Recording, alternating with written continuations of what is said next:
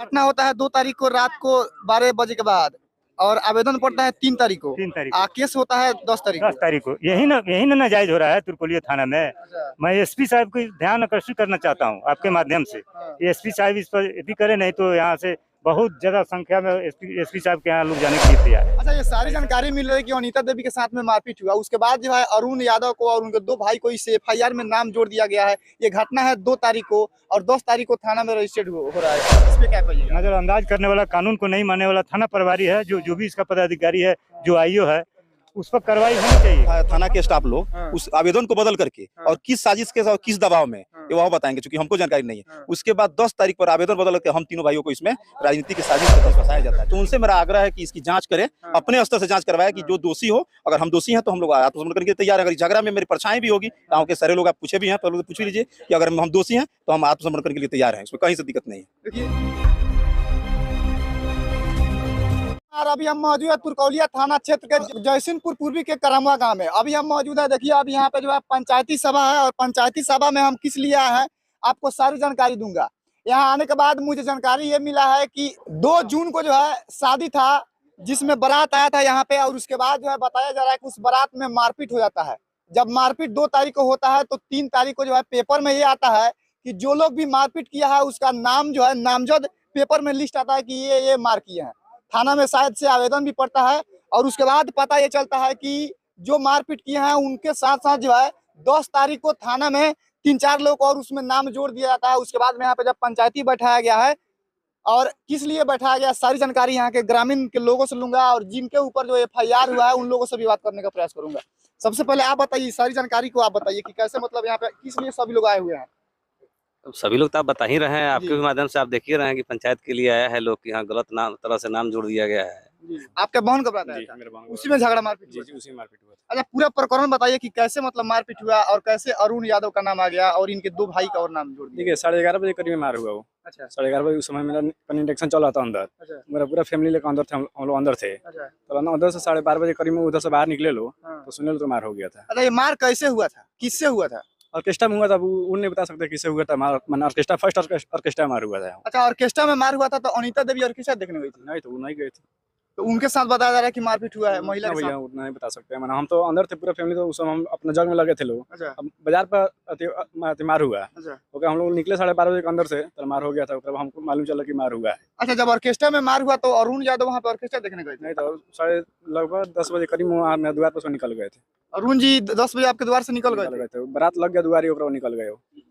अच्छा, ये जो मार हुआ था मतलब अनीता देवी के साथ मारपीट हुआ था? हम तो देखो हमारे साथ मारपीट हुआ था। ऑर्केस्ट्रा में मार हुआ था कि कहाँ पे मार हुआ था? सोनू नाम का लड़का है।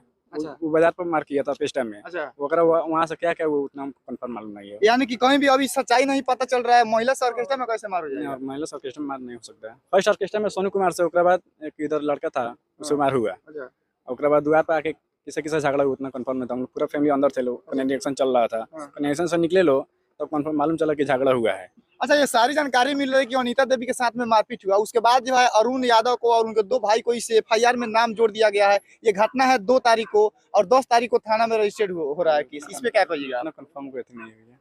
अच्छा, इतना सब कुछ आप नहीं बता सकते? देखिए, और भी यहाँ पे गांव के लोग हैं, गांव के लोग से ही जानेंगे जो आसपास के वहाँ पे बारात आया था उसके आसपास के कोई है जो हमें बताएंगे। बारात उरात लग गया तो हम लोग चले गए। हम लोग ऑर्केस्ट्रा देखने वाले का अब तो उम्र नहीं रहा, तो हम लोग चले गए। लेकिन सुबह में पता लगा कि रात मारपीट हुआ है। तो मारपीट हुआ किसके साथ हुआ ये भी पता लग गया। वही सब सोनू नाम का किसके साथ मारपीट हुआ था? हम बताते हैं।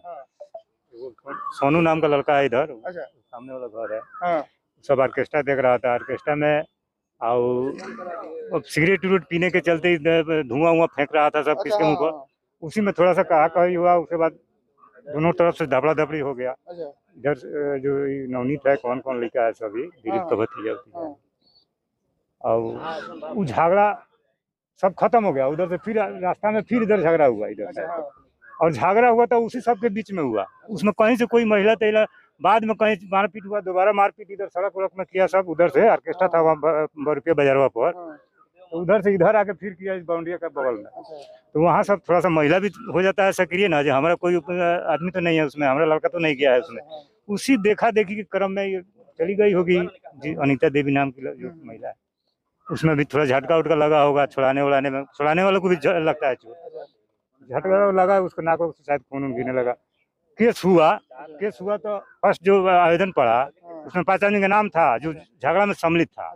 वो 5 आदमी में उसी के परिवार का है, सुधीश है, आपको सोनू है, रवि है, एक और का नाम है उसका राकेश है, ये सब 4-5 गोड़ा का नाम झगड़ा में सम्मिलित था, तो उसका नाम है तो ठीक है, कोई बात नहीं है। लेकिन वो आवेदन को दाब के 2 तारीख होता है और ये 7-8 दिन गैप करके फिर दूसरा आवेदन जिस पड़ा थाना पर, उसमें ये सब लोग का, अरुण जी का, धीरज का, ये सब इनके छोटे भाई अभिनंदन का नाम जोड़ के FIR हुआ।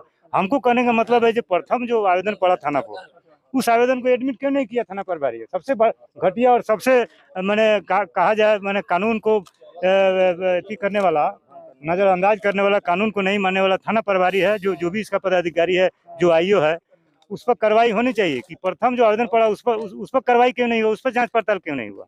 दोबारा आवेदन में नाजायज लोगों का नाम जो उस घटना में है ही नहीं है, उसमें नाम जब पड़ गया था, उसमें कहीं ना कहीं साबित करता है कि आप कहीं ना कहीं भ्रष्टाचार किए हैं, पैसा कौड़ी लेके, चाहे जो भी आप लेके दूसरा का आवेदन को आप एडमिट किया थाना में, तो ये सरासरी गलत है। और ये सब कानून को ताक पर रख के सारा काम हो रहा है तुरकोलिया थाना में। ऐसे पदाधिकारी को निश्चित रूप से SP साहब को कार्रवाई करना चाहिए और उनको निलंबित करना चाहिए, क्योंकि SP साहब पूरे जिला ही नहीं, पूरे बिहार में SP साहब का चर्चा का विषय बने हुए हैं। अच्छा काम करते हैं, जायज काम करते हैं, जनता के हित में काम करते हैं, इसलिए मैं उनको भी बहुत अच्छे तरीके से मैं सारा दुनिया जान रही है, मैंने पूरा जिला जान रही है। हमको पूरा उम्मीद है कि वो कार्रवाई करेंगे। अच्छा, और ये आवेदन पड़ता है, घटना होता है 2 तारीख को रात को 12 बजे के बाद, और आवेदन पड़ता है 3 तारीख को, 3 तारीख केस होता है 10 तारीख 10 तारीख को। यही ना नाजायज हो रहा है तुरकोलिया थाना में। मैं SP साहब को ध्यान आकर्षित करना चाहता हूँ आपके माध्यम से, SP साहब इस पर यदि करे, नहीं तो यहाँ से बहुत ज्यादा संख्या में SP साहब के यहाँ लोग जाने के लिए तैयार है। ऐसा घटना की पर भी माने ये प्रचलन हो गया है ना तुरकोलिया थाना का, जायज घटना को नहीं एडमिट किया जाता है, नाजायज पैसा लेकर नाजायज घटना बना के उसको किया जा रहा है। अच्छा, क्या लगता है आपको कि अरुण यादव के साथ साथ उनके भाइयों को फंसाया जा रहा है इस केस में? एकदम फंसाया जा रहा है। ये आदमी पैक्स अध्यक्ष है, जनप्रतिनिधि है, हर बारात में जाना है, 10 मिनट वहाँ, 20 मिनट वहाँ, 20 जनप्रतिनिधि जो जायज आदमी है, सारा लोग जान रहा है कि कहीं झगड़ा झंझट करने वाले हैं ही। जो आदमी प्रतिनिधित्व कर रहा है पंचायत का, वो चाहेगा झगड़ा होगा, जब भी चाहेगा वो झगड़ा खत्म करेगा। झगड़ा करवे नहीं करते हैं, और उसमें भी महिला का बात है, तो ये तो बहुत माने निंदनीय बात है, ये फंसाने वाला बात है। अच्छा, ये घटना 2 तारीख के रात के करीब 12 बजे के बाद होती है, और ये 10 बजे से यहाँ से अपने घर से किसी और के यहाँ शादी में चले जाते हैं, और उसके बाद ये घटना होता है। उसके बाद में सभी लोग जो है, जिसके साथ मारपीट होता है, उसके साथ पेपर में भी आया जाता है कि इसके साथ मारपीट हुआ है, और उसके 7 दिन बाद जो है केस जब होता है, उसके बाद पता चलता है कि इन 3 भाइयों को। हाँ, ये तो बात सत्य है, तो हम लोग भी जानते हैं कि मारपीट हुआ दूसरे किसी में। अच्छा, और उनमें तो था नहीं, लेकिन बाद में जो पेपर का कटिंग है वो भी आप देख रहे हैं कि जो पेपर में नाम है उस नाम को हटा करके, और इन तीनों भाइयों का नाम उसमें, जैसे अरुण यादव 1 नंबर में, 2 नंबर, 3 नंबर, मैंने तीनों भाइयों के बाद बाकी लोगों का नाम रखा गया है। जो पहले 1 नंबर में दूसरा कोई था, 2 नंबर में दूसरा कोई था, 3 में दूसरा कोई था, लेकिन उस आवेदन को हटा करके अरुण यादव से 1 से स्टार्टिंग कर दिया गया कि कहीं ना कहीं साजिश। 2 नंबर पर जिनका नाम है धीरज यादव उर्फ देवंजय, उनको CCTV फुटेज निकलवाए SP साहब थाना प्रभारी। जो आदमी 10 बजे के करीब में मुजफ्फरपुर जा रहा था, टोल टैक्स पर उनका फोटो है, हॉस्पिटल जो है मुजफ्फरपुर बस स्टैंड के बगल में अशोका, वहाँ फुटेज है। उस आदमी पर FIR किस दम पर किया गया? हमको तो नहीं लग रहा है कि इससे बड़ा कोई सबूत होना चाहिए।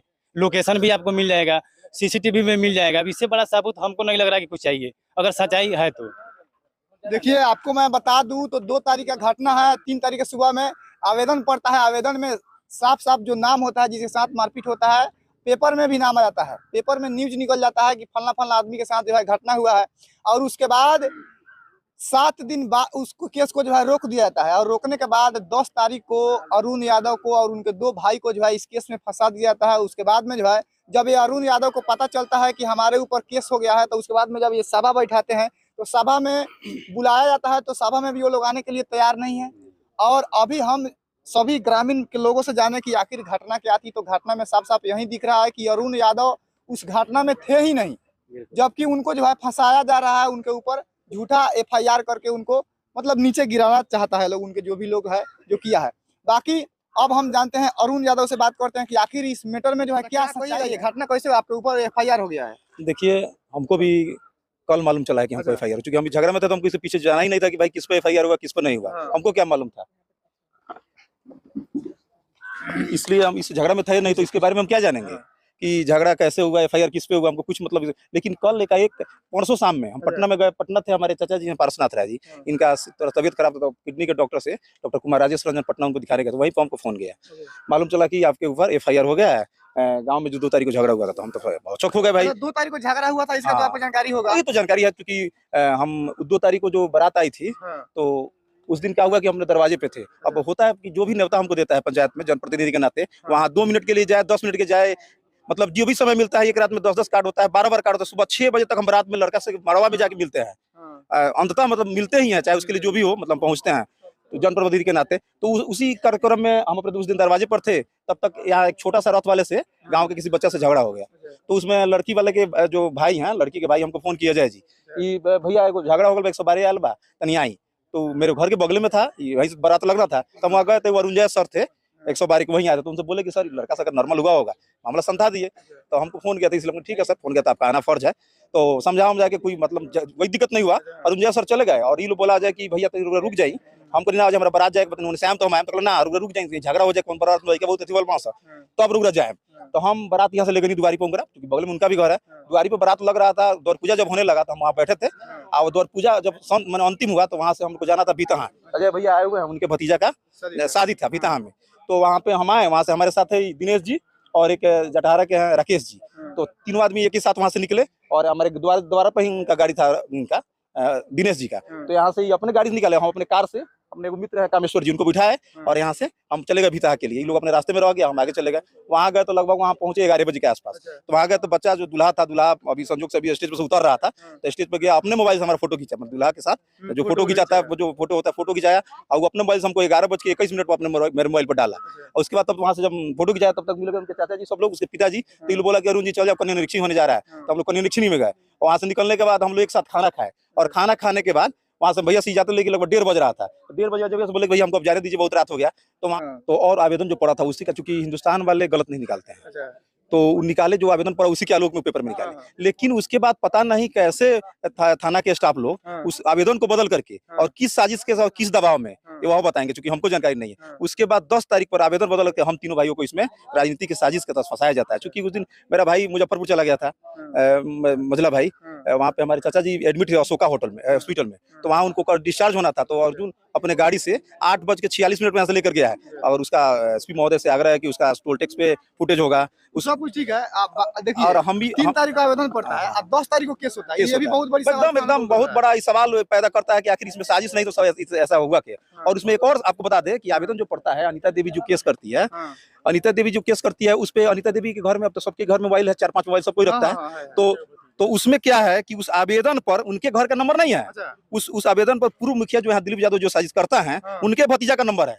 यह भी एक बहुत बड़ा साजिश बताता है कि अगर जिसके घर जो आवेदन करता है उसके नंबर भी होना चाहिए, उसके पति का नंबर होना चाहिए, उसके देवर का नंबर होना चाहिए, या उनके परिवार के किसी का, लेकिन उनका नंबर उनके परिवार का ना होकर के एक साजिशकर्ता का नंबर, जो हमसे चुनाव लड़ा था, पूर्व में जो पैक्स अध्यक्ष जो दूसरा का चुनाव हम जीते हैं, उसमें चुनाव लड़ा था, भारी मतों से हारा था हमसे चुनाव, तो उन लोगों का नंबर इससे साबित होता है कि कहीं ना कहीं राजनीतिक साजिश के तहत हम तीनों भाइयों को फंसाया जा रहा है। अच्छा, यहाँ के बात विचार से और आपके बात विचार जान करके हम साफ साफ इसमें स्पष्ट कर लिए कि आपको फंसाया जा रहा है। हमारे मित्र हैं। अच्छा, आप फंसाया जा रहा है, आप एसपी स्वर्ण प्रभात जी से क्या कहिए, क्योंकि एसपी स्वर्ण प्रभात का तारीफ जो है पूरे बिहार में हो रहा है। देखिए, एसपी साहब का तो जोड़ नहीं है, न्याय के देवता हैं एक तरह से, बहुत बड़ा उनका मतलब जो बिहार का जो सदन है, उसमें माननीय विधायक पवन जायसवाल जी भी उनका मतलब जोरदार उनके तारीफ किए थे। तो वास्तव में एसपी साहब का हम भी देखते हैं कार्य, सोशल मीडिया से जुड़े हुए हैं लोग, जनप्रतिनिधि का, उनका हमेशा देखते हैं कि भाई किसी भी कहीं भी कोई भी गलत बर्दाश्त नहीं करते हैं। तो उनसे मेरा आग्रह है कि इसकी जांच करें, अपने स्तर से जांच करवाए कि जो दोषी हो, अगर हम दोषी हैं तो हम लोग आत्मसमर्पण करने के तैयार हैं। अगर झगड़ा में मेरी परछाई भी होगी, गाँव के सारे लोग आप पूछे भी हैं, तो पूछ भी लीजिए कि अगर हम दोषी हैं तो हम आत्मसमर्पण करने के लिए तैयार हैं, इसमें कहीं से दिक्कत नहीं है। देखिए, एक सवाल ये भी बनता है, घटना जब होता है उसके बाद जो है तमाम थाना के स्टाफ दरोगा आते हैं, घटना स्थल पर निरीक्षण करते हैं, सभी लोगों को दोषी को जानते हैं, उसके बाद में जाकर के केस रजिस्टर करते हैं, लेकिन बिना जांच पड़ताल किए हुए आपके ऊपर इसमें कोई नहीं है। क्योंकि कल हम फोन किए थे रंजन सर जो अभी एडिशनल यहाँ थाना अध्यक्ष हैं, उनको फोन किया था हम, जब हमको कल मालूम चला तो उनको फोन किया डायरेक्ट, सर तो मेरा फोन रिसीव नहीं किया, कॉल बैक किया हमको, लेकिन कॉल बैक किया तो पूछे कि सर मेरे ऊपर एफआईआर हो गया है। कैसे एफआईआर हो गया, आप जांच करने आए थे? तो बोले कि नहीं अरुण जी हमको मालूम नहीं, आपके ऊपर एफआईआर हो गया। एफआईआर कैसे हो गया? उनको आपको मालूम नहीं है था। कि आप हमको तो आप जांच कर नहीं है, तो आप पे एफआईआर हो गया। जी हम पे एफआईआर हो गया, तभी तो आपको फोन किया है। तो पता नहीं उनको मालूम नहीं है हम पे एफआईआर हो गया। एडिशनल एसएचओ हैं, चाचा अगर घटनास्थल पाते तो जानते कि नहीं अरुण यादव पे एफआईआर हुआ है। बिल्कुल जानते हैं। तो उनको वो घटनास्थल पाया ही नहीं, बैठे बैठे कागज में किस दबाव में एफआईआर की वही बताएंगे ना। देखिए इस घटना में साफ साफ यही सामने निकल के आ रहा है कि अरुण यादव जब मारपीट हुआ था उस समय वहां पे मौजूद नहीं थे, किसी और बारात में गए थे। और उसके बाद देखिए जब घटना हो जाता है उसके बाद मैं आपको बता दूं तो 3 तारीख का आवेदन पड़ता है। सही तरह से जो है हिंदुस्तान पेपर में नामजद निकल के आता है कि इनके साथ मारपीट हुआ है, थाना में आवेदन पड़ा है। उसके बाद पुलिस प्रशासन जांच पड़ताल कर रही है।